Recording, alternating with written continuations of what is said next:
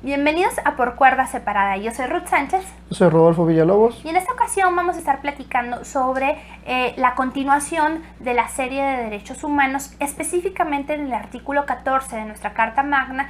Ya habíamos hablado en la sesión anterior sobre el primer párrafo de este esqueleto de nuestro sistema de justicia en México. Ahora vamos con la siguiente etapa. Nos quedamos en que a ninguna ley se le dará efecto retroactivo en perjuicio de persona alguna. Se explicó todo este primer párrafo y ahora continuamos con lo que conocemos como garantía de audiencia. De audiencia.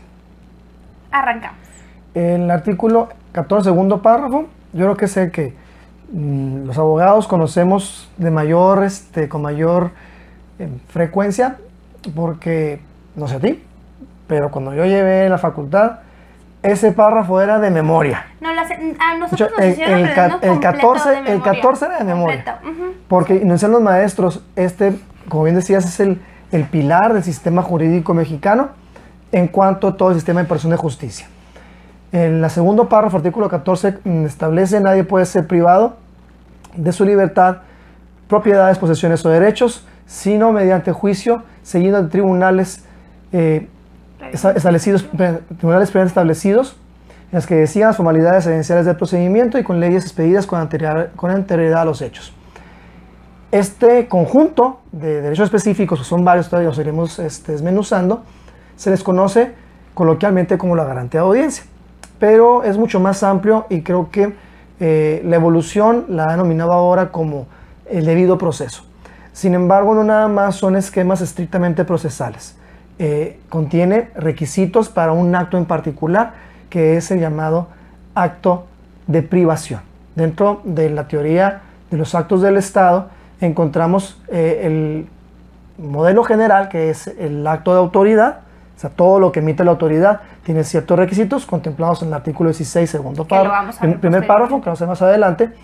Pero ese acto de autoridad puede tener varias formas de manifestarse. Y una de ellas es el acto de privación. Creo que es el acto más severo del Estado, porque es por el medio del cual me castigaron, o sea, me sancionaron, perdí. Porque el acto te priva de algo o te obliga a hacer algo. Es un acto de privación.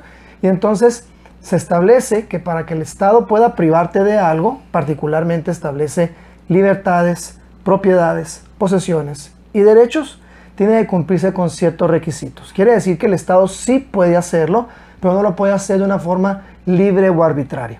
Aquí hay que hacer el paréntesis. Se contemplaba originalmente en este primer párrafo la privación de la vida. ¿Sí? Entonces decían, nadie puede ser privado de la vida, libertades, propiedades, posesiones y derechos, sino todo lo demás. Quiere decir que sí se podía privar de la vida. Volverlo a contemplar. No. Hay que recordar que... Pero hablando, por ejemplo, en relación al aborto. Es que es la discusión de, es que no está vivo el producto de la concepción. Pero podríamos, ¿no? O sea, hazle un juicio y ve a ver si está o no está no, vivo. No, es que por supuesto que... Y si no está vivo, te lo echas. De nuevo, y lo que hemos hablado muchas veces, ¿no? Respecto al problema de la discusión, que es partiendo de la premisa de que no está vivo. Porque si estuviera vivo, entonces el 14, al momento de privar, de eliminar esta figura de la vida dentro de lo que se puede hacer mediante un juicio, entonces... pues no puedes privar de la vida ni con juicio ni sin juicio. Entonces es un detalle que por eso hay que empezar a discutirlo desde la perspectiva de ¿está vivo o no está vivo? Ahí ¿Sí? Y eso tiene que ser una evaluación de carácter biológica, no jurídica, y tampoco tiene que ser de carácter, creo que ni siquiera médico. Creo que esto va directamente a la biología. Sí. ¿Sí? No necesariamente a la rama médica, sino una rama más amplia que sea la biología. Pero bueno. Antes se contemplaba lo eliminaron, la vida, ya no. Y lo eliminaban para efecto precisamente de proteger la vida. Ya bajo ninguna circunstancia el Estado puede emitir un acto que autorice la privación de la vida. Bajo ninguna circunstancia. Antes se decía que esto se aplicaba en el sistema militar. Era donde todavía porque todavía aplicaba pena de muerte. Pero ya ahorita ni siquiera ni por cuestiones militares, ni por una falta militar se por puede ninguna aplicar la circunstancia. pena de muerte. Podrá haber sanciones muy grandes, pero no pueden ser privativas de la vida. Nunca. El Estado no puede permitir que se emita un acto que permita la privación de la vida. Sea de juicio, sea normativo, sea el que sea. ¿Y por qué no se puede volver a poner? Ya lo hemos platicado previamente cuando iniciamos esta serie, porque existe el principio de no regresión en materia de derechos humanos, que una vez que un derecho humano es reconocido o otorgado por parte del Estado, dependiendo de cuál sea la postura filosófica, ya no puede ser retirado.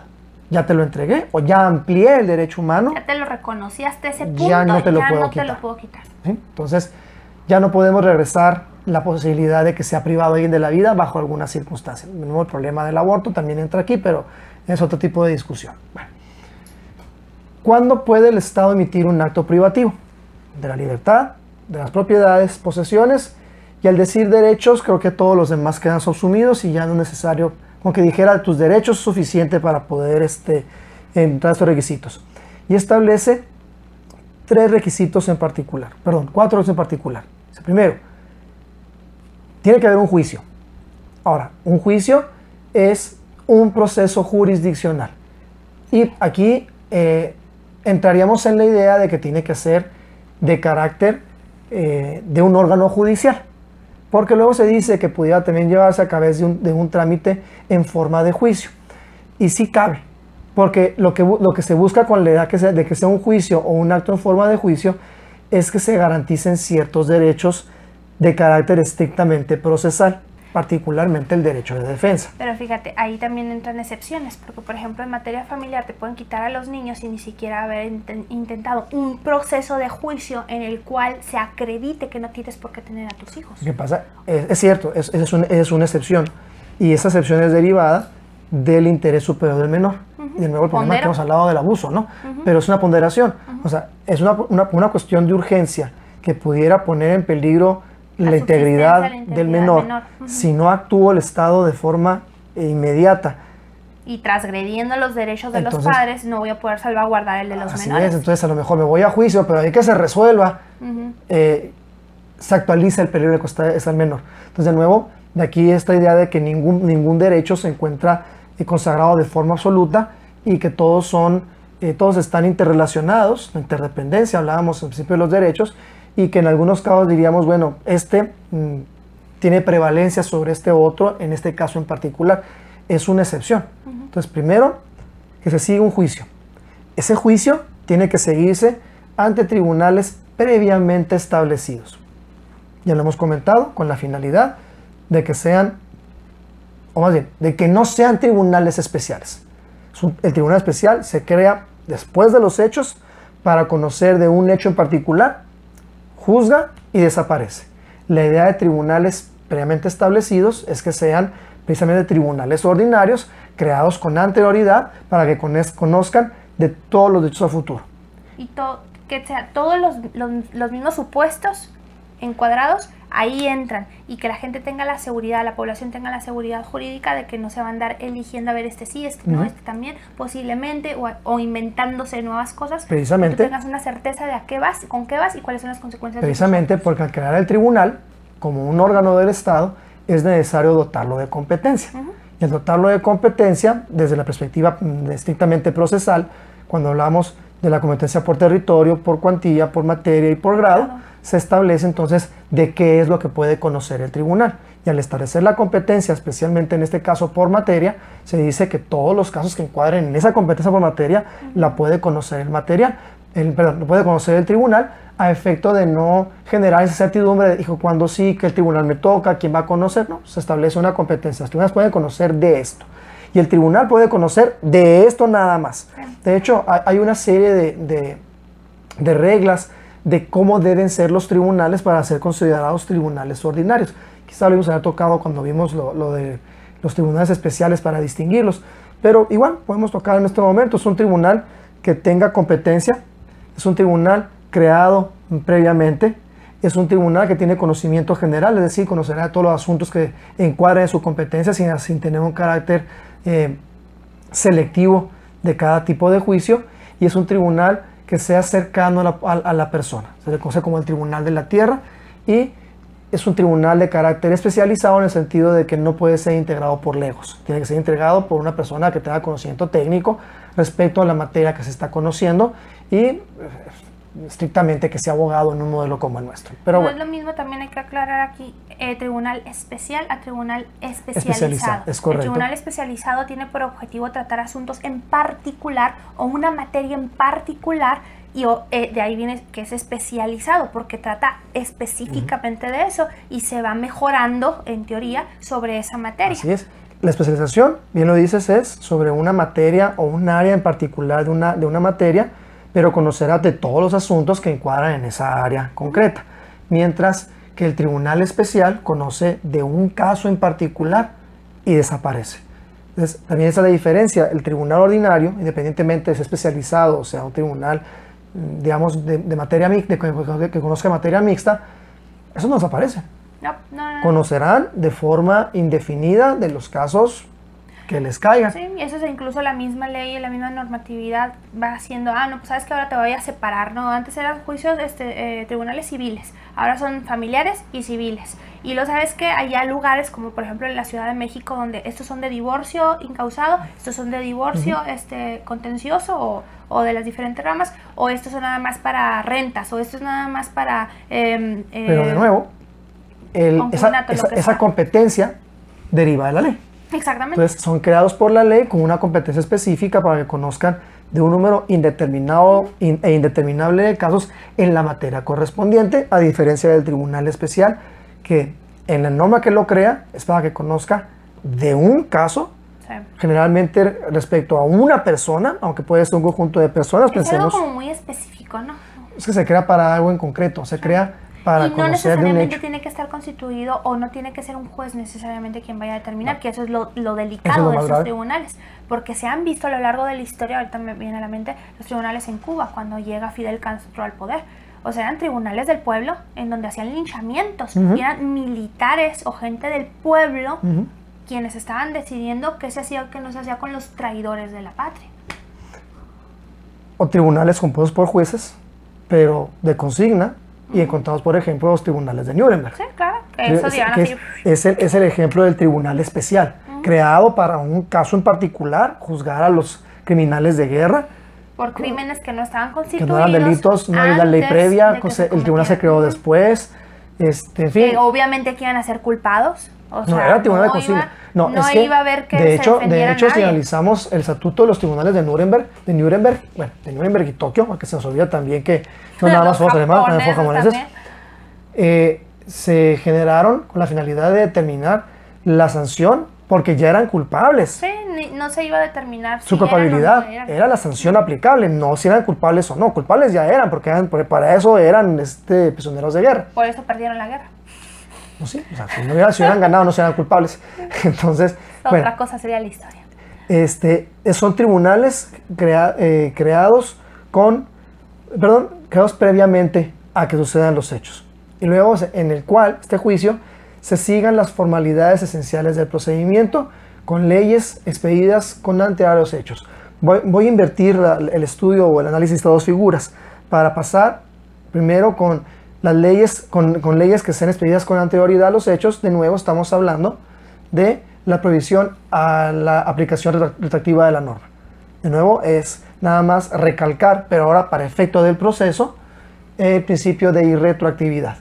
El tribunal va a resolver con las normas creadas antes de los hechos y no va a resolver con las normas que vinieron después de que los hechos fueron puestos a su consideración. Porque de otra manera estaríamos hablando, y con ello violentando, el principio de irretroactividad al permitir que un hecho viejo sea juzgado o conocido con una ley nueva que tenía una consecuencia que no era conocida, ni siquiera aplicable porque no existía al momento de que sucedan los hechos. Entonces, este punto, y por eso lo invierto el orden para efecto del análisis, porque ya lo platicamos con el principio de retroactividad. Este último que nos faltaría, cuando dice siguiendo las formalidades esenciales del procedimiento, ha sido una expresión sumamente estudiada. ¿Por qué? Porque ¿cuáles son las formalidades esenciales del procedimiento? O sea, nuestro homólogo constitucional no las determina. El contenido de las formalidades esenciales del procedimiento ha sido creado a través de interpretación tanto doctrinal como jurisdiccional. Porque en ningún lado dice cuáles son las formalidades del procedimiento. O sea, si uno los busca a nivel constitucional, no van a aparecer. No la van a encontrar. O sea, en los códigos no viene tampoco. No te las vas a encontrar en las leyes reglamentarias. No hay realmente. No hay una definición normativa de estas figuras. Qué curioso, ¿no? Hemos emitido tanta quizá, ley, sí, pero no están definidas. Algunas quizá las puedes obtener de la lectura de ciertas disposiciones procesales en los diversos códigos, pero realmente así como que te digan, estas son las formalidades, no lo vas a encontrar en el marco normativo. Lo vas a encontrar a nivel jurisprudencial, o sea, ahí sí está. Y lo vas a encontrar ahora de manera moderna en tratados humanos que más o menos contemplan cuáles son estas figuras, pero de nuevo tampoco te las enlistan de manera específica. Esas son las formalidades esenciales. En las formalidades esenciales no entra el mallete. El mallete no entra el mallete, no entra la peluca tampoco. No entra tampoco donde nos ponemos todos de pie y recibimos al juez. Son payasadas de procedimiento, no son formales. Vimos los jueces que no las hacen. Me gustan los que no las hacen. Son ridículos. Deben parecer ridículos. Hay jueces que quíteme eso de ahí. Sí, no sé cómo que llegan. Hay otros que... Y hay unos que no, y para todo le dan. O sea, que están arreglando la mesa, parece, ¿no? O sea, ¿por qué le golpeó el mallete? De hecho, todo modelo procesal te dice que no debe tener formalidades. Sobre todo los modelos, por ejemplo, el familiar, el agrario, el laboral, en donde son supuestamente, ¿verdad?, ramas en las que no necesitas ser conocedor de la ley para acudir ante el tribunal para que te hagan justicia. Pues es que esa era la idea, hacer la justicia cercana a la gente. Entendible a la gente. Decía Morelos, ¿no?, que todo aquel que se queje tenga un tribunal que lo escuche y lo ampare, lo escuche y lo ampare. Pues era la idea de que cualquiera podía acudir a un tribunal. Y conocemos este principio general de derecho de que el juez dice, dame los hechos, yo te daré el derecho. O aquel principio que dice, el juez conoce el derecho, que los jueces les gusta ponerlo en latín, iure novit curia, pero no es cierto, ni lo conocen, ni lo aplican, ni es... Bueno, Eso es para sí, es otra cosa, ¿no? Pero bueno, el punto es que no encontramos una definición normativa de las formalidades esenciales del procedimiento, pero sí teóricas y jurisprudenciales. O sea, sí hay toda una construcción de esta pequeña expresión que se sigan las formalidades esenciales del procedimiento. ¿Cuáles son las formalidades esenciales del procedimiento? Se dice que es la garantía de audiencia. Esa es una de todas las demás. Es una de varias. Y ni siquiera es la primera. La primera es que todo proceso tiene que ser de carácter público. La finalidad es evitar precisamente alguna injusticia o alguna actividad o alguna acción incorrecta del juez porque el juicio fue llevado en lo secretito, en lo oscurito. Es privado, nadie conoce ni del proceso, ni nadie conoce ¿al juez? De nada. Al juez. Es bien importante que conozcan al juez. Dios bendiga el nuevo sistema oral. Porque, claro, en algunas materias, quizá habrá que matizarlo. Yo recuerdo los llamados jueces sin rostro en Colombia, en los cuales con motivo de los problemas de narcotráfico, crimen organizado, pues el juez para tener libertad juzgaba. No se sabía quién era. No sabía quién era el juez. Nada más se veía una sombra y se distorsionaba hasta la voz para que no hubiera persecución o violencia o opresión. Y esto quizá pudiéramos hablar de que es un poco, incorrecto en razón de la publicidad del juez, del proceso, pero aquí hay que salvaguardar la vida del juez. Porque de otra manera... Porque también a cuántos se han echado, ¿verdad? Sí, por supuesto. Ya nomás por tener el expediente en las manos, ya no digamos por emitir un fallo. Y también, y ese es el punto más grave, pero también encontramos el punto de corrupción. Si sé quién es el juez, a lo mejor y... ¿Para qué ponemos tentaciones? Sí, y a veces ni siquiera dinero, la pura amenaza, ¿no? Dirían los romanos la vis compulsa, la fuerza de la amenaza. El chantaje, las circunstancias que pudieran provocar que no fuera independiente el tribunal. Pero bueno, la idea es que uno conozca al juez para saber quién me está juzgando y por qué me está juzgando. Y de este derecho de publicidad, este principio elemental de publicidad, viene este otro principio dentro del debido proceso, que es así específicamente la garantía de audiencia. Los romanos utilizaban el término latino muy elegante, auditur et altera pars. Escúchese y tráigase a la otra parte. Este principio de la garantía de audiencia, de tráigase y escuche de otra parte, tiene varias vertientes. La primera, y que es la más importante dentro de esta garantía, es el derecho a la notificación. Es decir, que te avisen. Al que yo voy a procesar, avísale. Pero el aviso es un aviso formal, casi solemne. Es importantísimo, con unos requisitos para dejar la certeza. Súper escudado, súper protegido. O sea, tiene que ser así como un hermético. Para que la gente tenga realmente conocimiento del proceso. Y dentro de estas reglas del proceso, de la notificación, para poder dar certeza de que conozca, es notificarle o avisarle que tiene un proceso. ¿De qué se trata el proceso? ¿Quién se lo está demandando? ¿Quién se lo está demandando? ¿Qué le estás demandando? ¿Cómo se las estás El contenido, lo que se está pidiendo, y ante quién se está conociendo.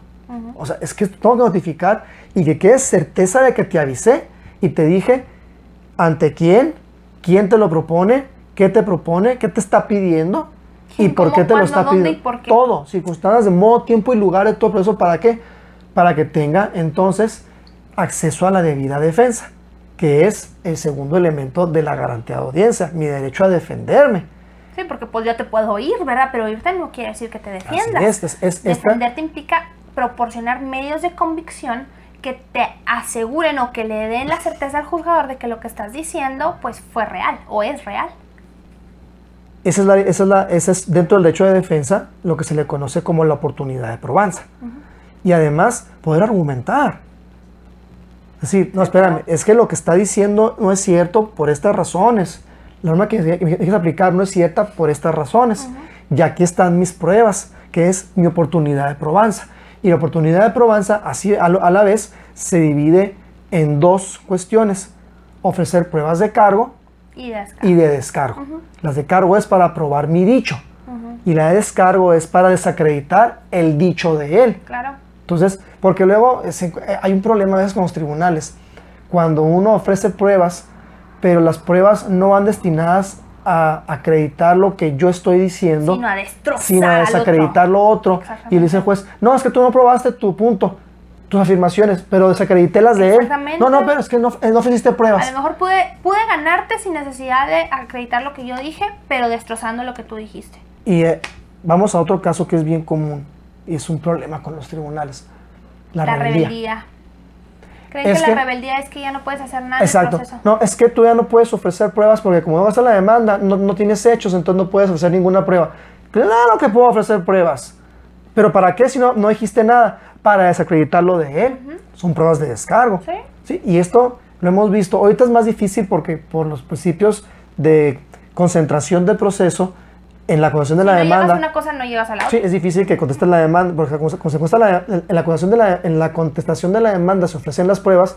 Si vas rebelde, quiere decir que no contestaste la demanda y entonces no ofreciste las pruebas correspondientes. Aquí con más ganas, en un proceso oral, por ejemplo, tú puedes decir, ¿sabes qué? No contesto, me presento el día de la audiencia al tribunal.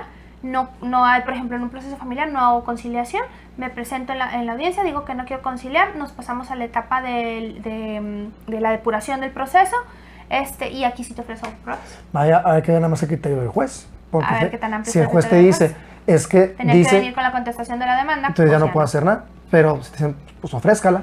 Dele.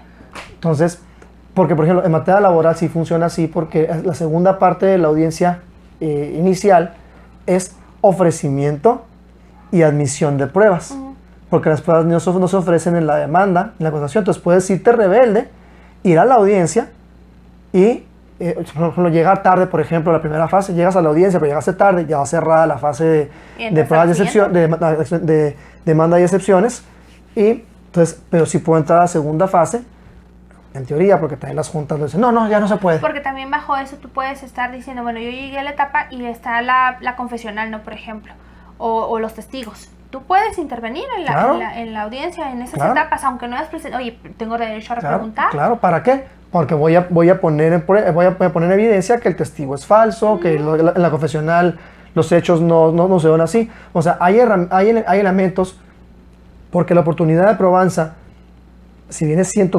tiene ciertos formalismos, no te la puedo eliminar completamente. No. es parte de mi derecho de defensa. No sería justicia realmente. No. Y evita el debate procesal, que es la parte de todo proceso que sean, como le dicen, adversariales, que tengan esta idea de que se enfrenten las dos partes. Por eso el término latino es tan interesante. Escúchese, tráigase y escúchese la otra parte. Auditur et altera pars. Entonces, es este derecho de defensa. Primero, notifíquesele. Segundo, déjesele argumentar, conteste la demanda, diríamos. Y tercero, déjesele que ofrezca las pruebas, tanto de cargo como de descargo. La llamada oportunidad probatoria. Además de esta figura, encontramos el derecho a la resolución. Es decir, que el juez dicte la sentencia resolviendo. Y aquí no nada más resolviendo. Lo veremos en la próxima emisión, cuando veamos el último párrafo. Tiene que resolver de donde sea. De donde sea. No puede adoptar una resolución de como no hay ley, pues yo no resuelvo. Claro, hay salidas, diríamos, anormales del proceso. Se le conoce como resoluciones atípicas, como pudiera ser el desechamiento de plano, la declaración de improcedencia o el sobreseimiento. Todo eso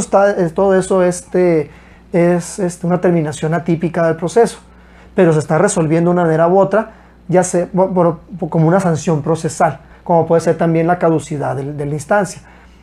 Entonces, encontramos que tiene que resolver de alguna manera, no puede dejar el proceso, diríamos, pues ahí abierto a ver qué pasa de una manera indefinida.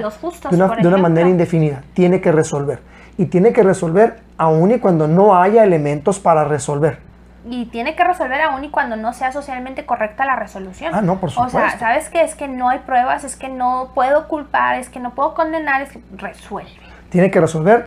De alguna manera, pero resuelve el asunto este.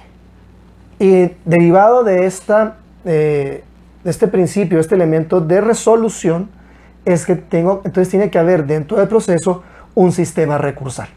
Tengo que permitirle a la parte que sea afectada por esa resolución el poderle impugnar. Porque a final de cuentas, pues el que resuelve es un ser humano.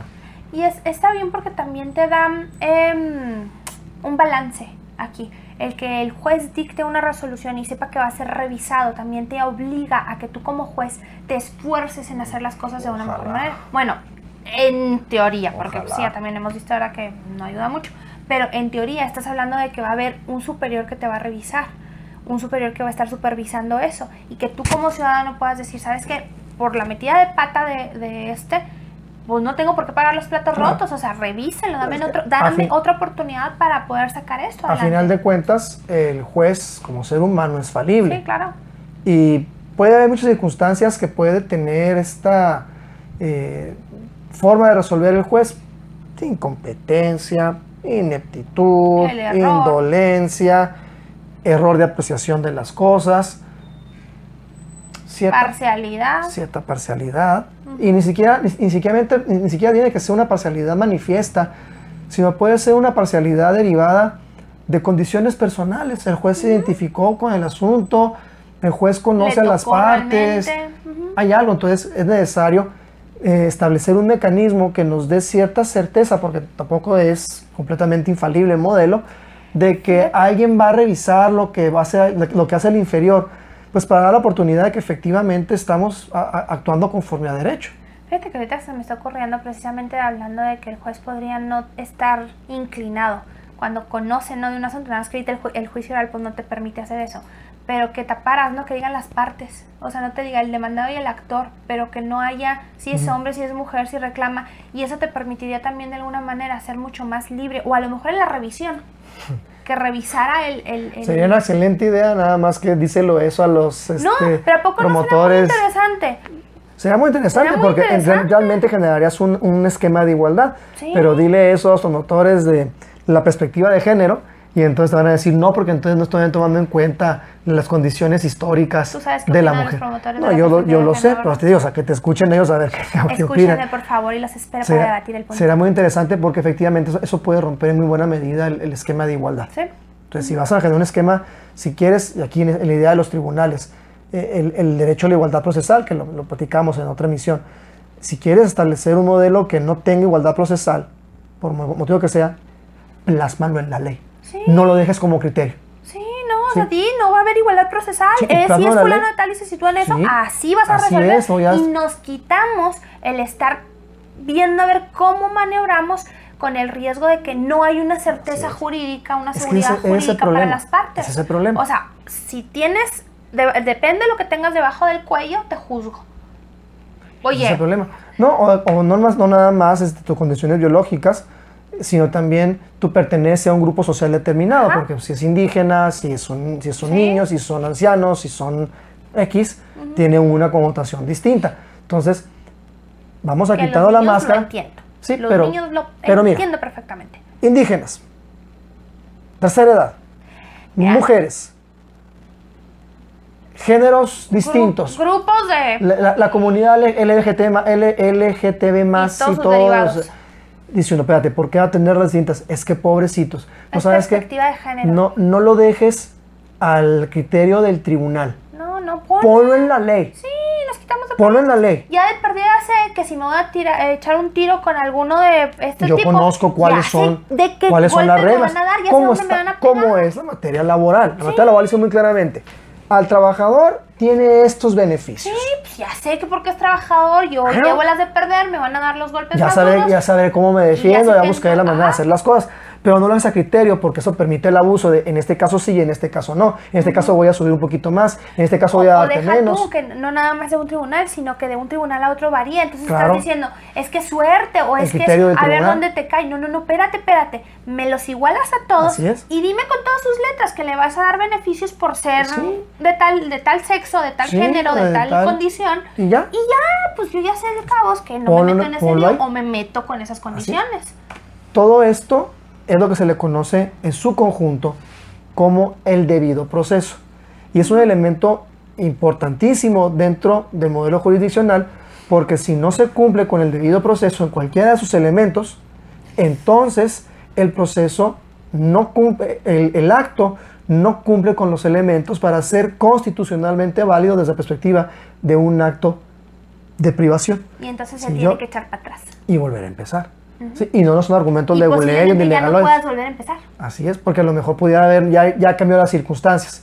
Entonces, para que el acto privativo de la libertad, propiedad, posesiones o derechos sea válido, tiene que seguirse en la forma de juicio ante un tribunal preestablecido, siguiendo las formalidades esenciales del procedimiento, es decir, las reglas del debido Reglas del proceso debido proceso. y aplicando leyes expedidas con anterioridad a los hechos. Falta uno incluido. Cualquiera de los elementos que compone el debido proceso, ese acto es inconstitucional y la privación, entonces no es válida. Ahí estuvo el segundo párrafo del artículo 14 de nuestra Constitución. Si tienes dudas o comentarios, compártelos, déjanos tus comentarios aquí abajo, dale me gusta o dale no me gusta y ponle a la campanilla también ahí para que te suscribas al canal y puedas seguir recibiendo estos videos. Hasta la próxima.